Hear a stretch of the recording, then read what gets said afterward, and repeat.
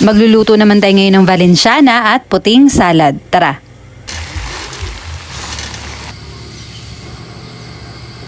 Sarap, no? Papakuluan ko lang dito yung malagkit na bigas. Naglagay ako dito ng turmeric powder at isang Knorr chicken cubes para lang tayo ditong nagsasaing ng kanin.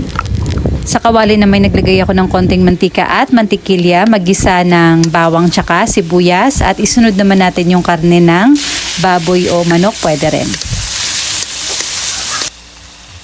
At isunod na natin yung atay ng karning baboy at karning manok.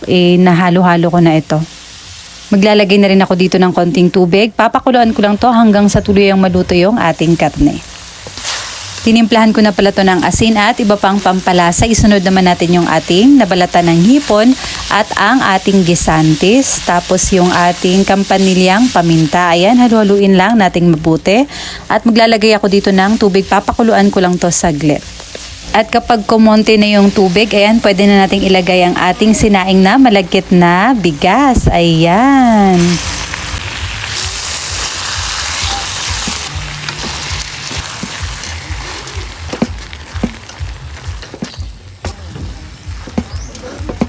At makalipas ang ilang minutong paghahalo-halo, ayan, handa na ang ating Valenciana. Tara, titikman na natin.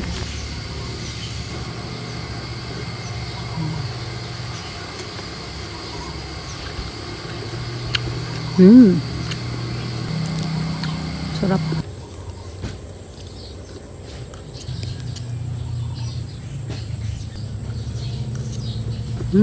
At para naman sa ating puting salad, kailangan lang natin dito ng buko, puting gulaman, nata de coco, puting sago at maglalagay na rin ako dito ng all-purpose cream. Ayan, damihan natin. Mas masarap kapag madami. At isang lata naman ng gatas kondensada. Halu-haluin lang natin itong mabuti at pwede na natin itong palamigin.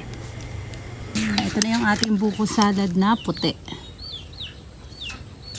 Madami siyang yelo kasi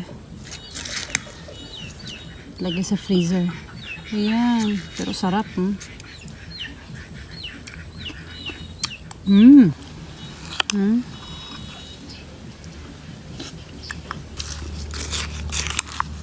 Pero masarap siya pagka sobrang lamig na lamig.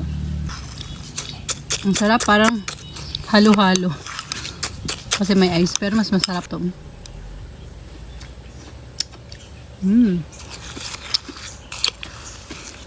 Para sa akin, mas masarap siya kaysa sa halo-halo. Tapos simple lang yung mga ingredients na kailangan mo.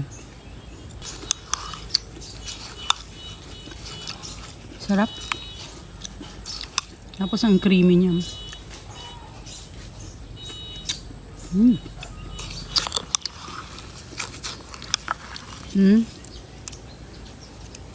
Parang yung sa Kuya J. Kuya J na halo-halo. Lasa. Sarap.